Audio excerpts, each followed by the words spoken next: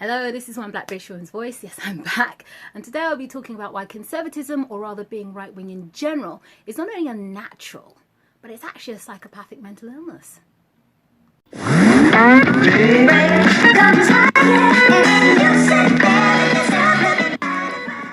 It's simple, really. It all has to do with the science of anthropology and psychology. Okay? Because the science of anthropology and psychology has proven that conservatism is indeed unnatural and psychopathic. However, although most of us have an understanding as to what the genre of psychology is, anthropology might be a bit more enigmatic for some of you. So let me explain what anthropology is in the best way I can. Anthropology is the scientific study of humans, human behavior and societies from the past through to the present. A subset of anthropology is social anthropology, which studies the nature of humans but in a social context. Okay, and it's this subset of anthropology which explains why being right-wing isn't just unnatural, it's psychopathically mentally ill. Okay, so as you know, before the emergence of claustrophobic cities where humans decided to live cheek by jowl in concrete arenas, traditionally humans had coexisted in tribes which were basically small communities.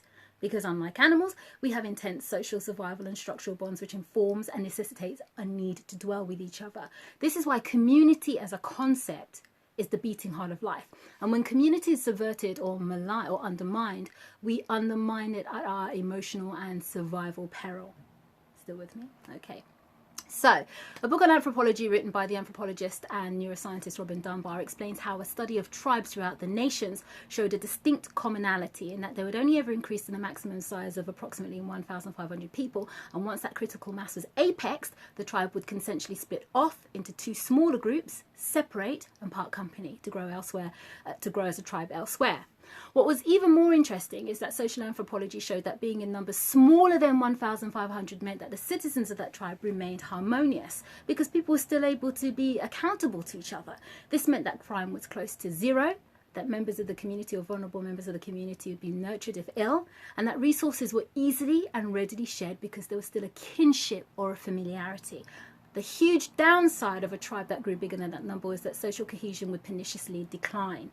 Criminal activity would begin to surface, and resources would either be withheld or monopolized by the strongest and the cruelest. Essentially, empathy would be eroded because a much larger tribe would lose familial and kinship bonds.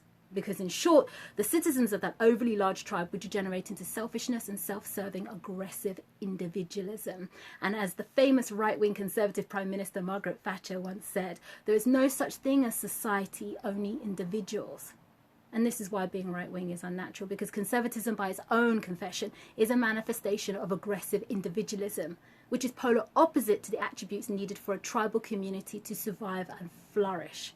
It's an unnatural emotional detachment from the natural bonds of community, which is a psychopathic rejection of aiding your fellow tribal community member. Now, at this point, you're probably shouting that I can't possibly use the conservative Prime Minister Margaret Thatcher's quote as a link between conservatism and psychopathic individualism, even though black people have actually been imprisoned on less evidence. So here's where we now look at some psychological studies which will help tie together my very strong statement. A few years ago, the magazine Psychology Today and the New York Times reported on a scientific study which sought to analyse and dissect why a person would blame the victim of rape. Needless to say, their findings were mind-blowing and went a long way towards explaining the cognitive attributes and values of a person who would blame a victim of rape, and why that actually would ultimately lend that same person to vote for a party who would block pay rises to worthy people such as nurses and teachers and expect a poor person to bankrupt themselves in an effort to afford healthcare. This scientific study revealed that the people who blamed the victim registered high in values such as privilege, loyalty, obedience, purity, which were labelled by psychologists as binding individualistic values. On the flip side, people who would sympathise with the victim registered high in moral values such as care and fairness, which were also classed as individualistic by psychologists, but not binding individualism. In other words, it was certain that victim supervisors recognised that everyone had a beautiful, unique individualism which should be cared for and protected. So to recap, the people that blamed the victims of rape possessed binding individualistic values such as privilege, i.e. white privilege, loyalty, as in staying on code when charged for killing people, obedience, as in obeying without question, which mirrors Nazi soldiers whose defense was I was only obeying orders, and purity, as in a misogynistic belief in female purity and racism in the guise of racial purity. And the people who sympathized with the victim had non-binding individualistic moral values, which essentially was the belief in the inherent beauty of uniqueness, such as diversity. Again, so that was care, as in nurture and protection of the individual, fairness, as in access to resources, and justice, as in the right to live life unfettered by harm and freely.